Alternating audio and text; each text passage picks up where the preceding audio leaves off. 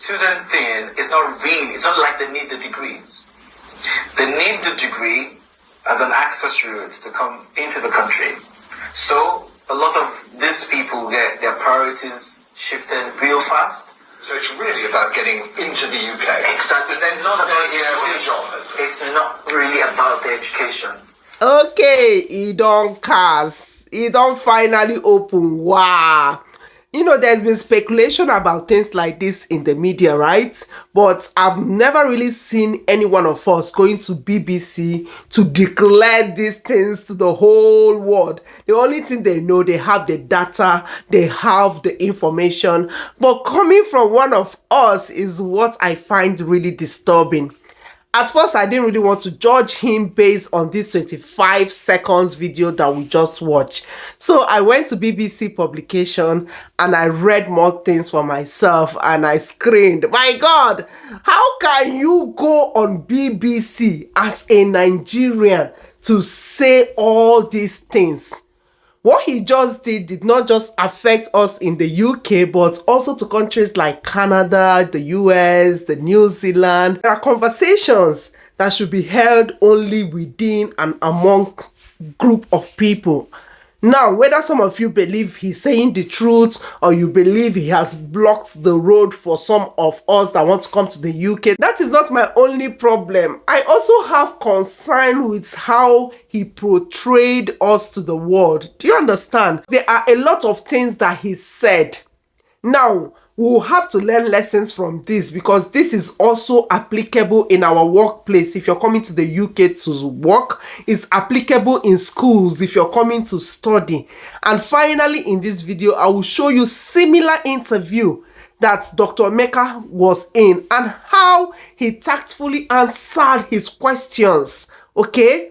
I am Nurse Emdee. If you're new to this channel, I am a nurse here in the UK. You are welcome to my channel. First thing I read regarding this publication was where this our YouTuber influencer said that people are not coming to the UK to get a new degree but for a better life, and they see coming to study as a way to escape Nigeria. Ha! Brother, escape. Has Nigeria become a zoo, or is it that bad that you will use that word, escape? God. And he went further to say that some of the marriages you see, they are not real, that back in Lagos, you can corner one side, get a girl, and fiam, you people will do marriage and you are off to come to the UK. Seriously, I've never seen any fake marriage myself, but even if you have the notion that such thing is going on, do you have proof to it? If they call you now to come and prove 1 or 2, 3 peoples that come as fake marriage, can he prove it? And there's a party even said that, okay, that people can willingly pay £22,000 just to obtain visa. And he used the word ordinary people can willingly pay £22,000 to come and study, just to come to the UK. That the study visa is an answered prayer. Hey, one Nemo, I'm gonna. How can you put us in such lights? You know, I know the UK, they are not stupid, right? They have their data. These people do their research. These people, they are quite intelligent. They read both your verbal and non-verbal communication. So they know all these things. I know they must have heard all this conversation maybe going on Twitter or social media, and might not be something huge. But for the fact that it's coming from one of us, our brother, one. And I'm not sure you thought about this interview before you uttered those words. I saw a video where he was trying to defend himself. And I know sometimes what we say can be really and quickly misunderstood, right? Because according to him, they had over 1 hour interview. And what they took and published was just a 25-second statement he made. But even at that, guy, I read some of the things that according to BBC, you altered them. I will leave the link in the description of this video so that you all can go and read them as well yourself, and you will be shocked that he said also that In his YouTube, he's run an interview asking people would they go into a country using the illegal method even if they know the risk, and he was surprised at people's answer. I don't know the motive behind the interview. I don't even know why he said or what he said, but the major lessons I would like you watching, whether you're coming to study or you're coming to work to learn. My own experience when I came to the UK, I was so naive. You know when they say someone JJC? So when I started working, you see some of these people, they will come and say some things to you and they will listen to get your own opinion. But when you hear the thing, you'll be shocked to be like, when did I make such statements? I didn't say that. That was not the intention, because they will so present it in such a way that they will throw you under the bus. Let me give you a practical example, okay? When I first started in one of my workplaces, I was on annual leave. So when I came back from annual leave, one of my colleagues came to me and he said, Ngozi, or okay, my name is Ngozi, okay, but here they find it difficult to call the so some of them will call me Gozi or Ngozi. So she came and was like, Ngozi, have you heard the news, the new policy that we are no longer allowed to use our phone even when we are on break? And I was like, what kind of policy is that? The only time I have to use my phone is when I am on break, right? So the management saying now I cannot use my phone when I'm on my break. When will I now use it? Okay, so I said I've not seen any of such publication. There is nothing that have been said to me since I came back from annual leave. I will continue to use my phone anywhere until someone approach me that I can no longer use it when I am on break. Mark the keyword when you are on break, okay? Because ordinarily, we all know that if you are in the UK, you're not meant to use your phone when you are working,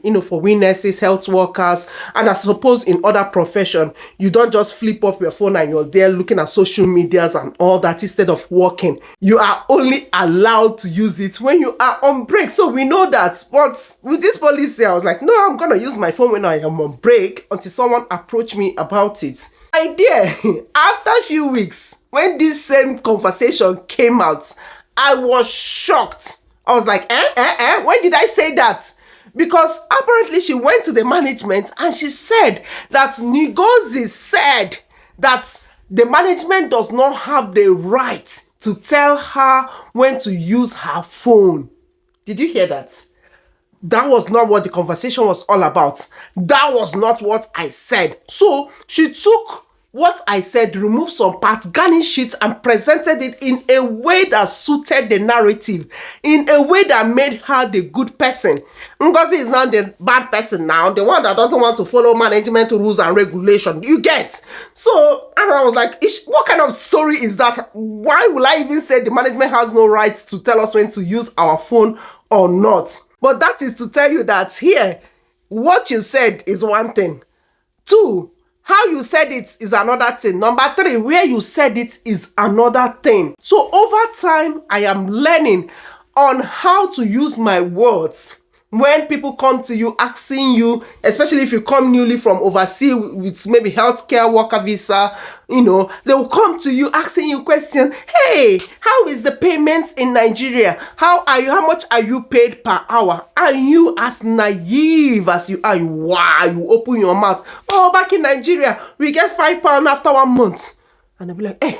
And that is when they will start profiling you. Do you understand? So use your sense when you come to the UK to work. Be tactful. Learn. It's not all questions that you need to answer. There are some questions that they will just ask you. Look at them and keep quiet. Even if you want to answer it, okay, let me show you Dr. Emeka's interview. But when you look at these numbers, I mean, frankly, if every single person that comes from Nigeria as a student is then allowed to bring a dependent relative, it's a bit of a joke, isn't it? I wouldn't say that. I think you have to understand where these people are coming from. Imagine leaving your country, your home country, your whole family. You're coming to a new country in, a search of better education, better jobs, a better lifestyle. You can't just leave everyone there. You also want to bring people in there so they can also develop in that country as well. And being somebody who was a product of that, because when I came many, many years ago, my dad came as a doctor, as a surgeon, to come work here in the NHS. At that point, myself and my siblings, we were dependents. We were young. We couldn't work. We were just living at the time. We didn't have citizenship. We had to wait and get our British passports. And then we were able to go through the system. And I was able to school here, go to medical school here. My sister was able to school here. No, you've done very well. You've done incredibly well. And that's terrific. And that's an example. We've been exactly in that how position. this can work. What I'm saying when to it works. What I'm saying to you is, what are the, there you are working for the NHS. One of the reasons we've got a 6.7 million waiting list is that our population has exploded totally out of control. We don't actually have the health service, the schools, the roads to cope with a population rising like this. It's true, but then when you think of what these students are studying and what they're contributing to in society, then it makes it seem a little bit more logical. Because if you think about the NHS, around 15% of the NHS are people who don't identify as British. And that's not to count people like myself who have British citizenship, a British passport, but I'm also dual nationality because I'm Nigerian. So then you think about this, in London, 27% of people working in the NHS aren't British, and Nigerians are the third most populated country from outside the EU that come so and actually drive the NHS we're saying the poor countries will strip out your talent, will take away your nurses and doctors. They're probably more needed there, aren't they? Well, I wouldn't call them poor countries. I call them developing economies. And secondly, these people who come here and study here also have their opportunities to go home and give their talents back. So my plan, obviously, is to do a lot back in my country. I was trained here in the UK. I was fortunate enough to be given the resources to study here and work in the NHS, which is great. And then I've seen how healthcare systems can work, and then I'm trying my best to go back and implement them there too. You see absolutely no problem with this. Nigerian citizens accounted for 40% overall of all dependents who accompanied foreign students in the 12 months that year. Does this strike you as a bit odd that one country should be 40% of all dependents that come accompanying students? No, I think it's because of our culture and how we see it. I think we really value it when it's very difficult for a Nigerian who's studying in Nigeria to be able to get a student visa or get a working visa here. And when we do, we want to obviously make the best of it, and that's providing a better life for yourself and your family, and thinking that your family can go through a system with the kids who have grown up here and develop and possibly give back to our country if we can. Dr. Emeka understands the principle of answering questions. Did you see how he tactfully turned that question? Bam! And he showed it, portrayed Nigeria, that our culture, it is just normal. We believe in family. It is rare to see a Nigerian family or an African family that will come to the UK living comfortably and leave their family and their kids back in Nigeria. No, we believe in family. Did you see how he tactfully answered the question? So, my dear, as you are coming to the UK, some conversations are better left without you getting involved. I feel so sorry for him because I have went to his YouTube page. I have watched some of his video, and he doesn't necessarily appear to me like someone that would portray Nigeria in the light that this viral video is going about. Learn from this incident as well and apply it to yourself in your workplace or in the school environment. Let me know what you think in the comment section. I pray that God will help us all.